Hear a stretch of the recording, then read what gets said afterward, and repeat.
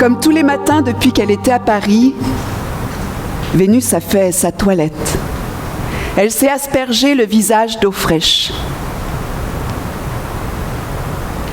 Ce que Vénus voyait dans le miroir, c'était ses cernes. 10 heures de travail par jour. C'était son teint gris. Une journée de congé par semaine. Et puis ses mains un peu plus rougies, crevassées tous les jours, c'est sûr. Rien qu'à les voir, on savait qu'elle était blanchisseuse. Ce qu'elle ne voyait pas vraiment, c'était son reflet. Son reflet, lui, il attendait un sourire, un clin d'œil.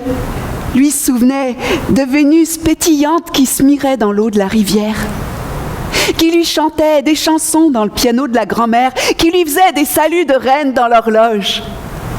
Et depuis qu'ils étaient à Paris, plus rien, niet, nada. Vénus, elle était fatiguée. Oh, mais Vénus, elle n'avait pas d'argent. Le reflet, il en avait marre de se faire la gueule tous les jours. Lui, tout ce qu'il voyait, c'était Vénus qui comptait ses économies.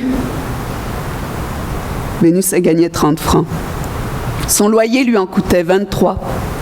Une fois qu'elle avait acheté sa nourriture, il lui restait 1 franc pour tout le reste. Des souliers, ça coûtait 3 francs. Le médecin, on n'en parle même pas, valait mieux être en santé. Là, en 1900, c'était pas évident d'avoir un médecin de famille. Vénus, elle avait économisé,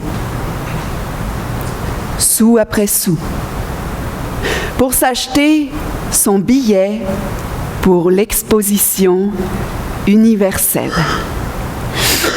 1 franc pour l'entrée, 50 centimes pour le trottoir roulant qui faisait le tour. Vénus, à l'exposition universelle, elle pourrait voir des nouvelles inventions.